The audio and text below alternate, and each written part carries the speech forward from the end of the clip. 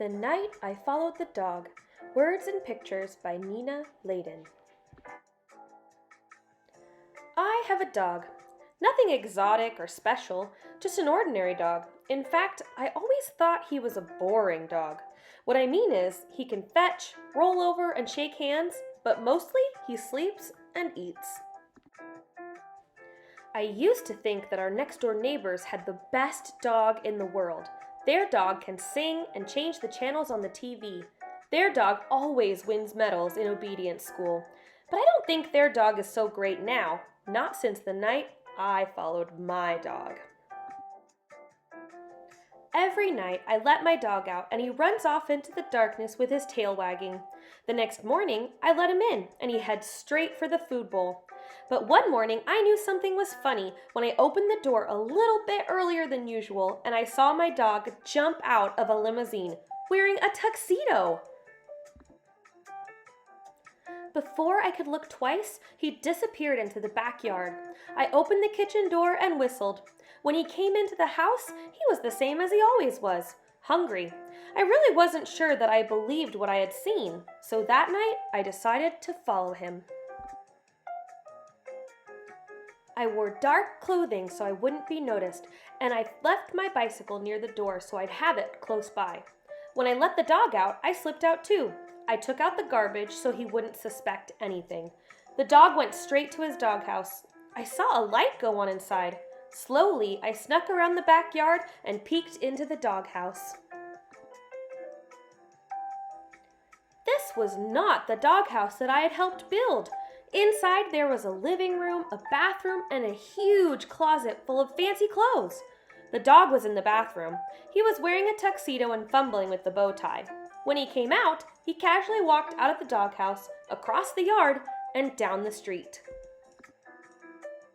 I grabbed my bicycle and followed him. 2 blocks later, I saw a limousine pull over. The dog got in and the car took off.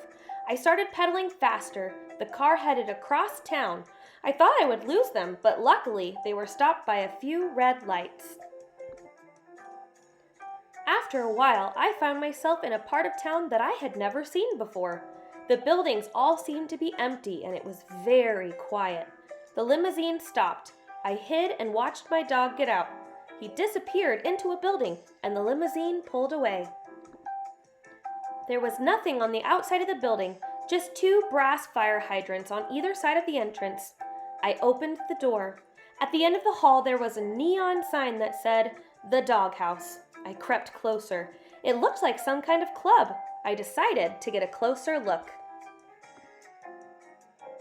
The moment I opened the door, 2 mean-looking bulldogs appeared and said, "You can't come in here."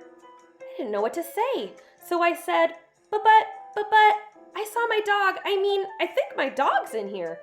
Just then, my dog walked over and said, "It's okay, boys, he's with me." The bulldog said, "Sure, boss. Whatever you say, boss." For a minute that seemed like forever, I waited. Then my dog said, "I knew you'd find out eventually.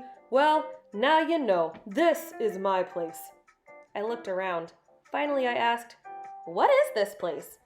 My dog said, This is a place where dogs come after a hard day. It's a place where we can relax. It's a place where we can talk about our problems with the mailman or the poodle next door.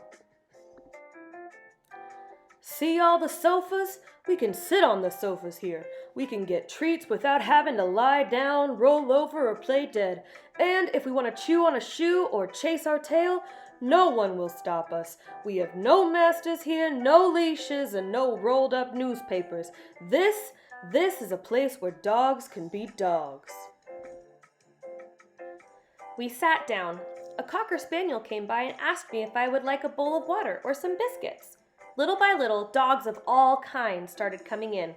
Some danced, some talked. They all looked at me a little funny, but when they saw who I was with, they smiled and shook my hand. At one point, my dog waved to an Afghan with a camera. She came over to our table and took a picture of us together. Being with my dog made me feel like a movie star. Just when I was really starting to enjoy myself, I looked at my watch.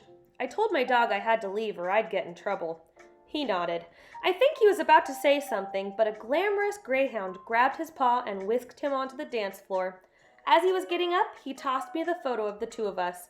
Then he bowed slightly and disappeared into the crowd. It was way past my bedtime. As I pedaled home into the cool night, I thought to myself, now I'm really going to be in the doghouse. But then again, that might not be so bad.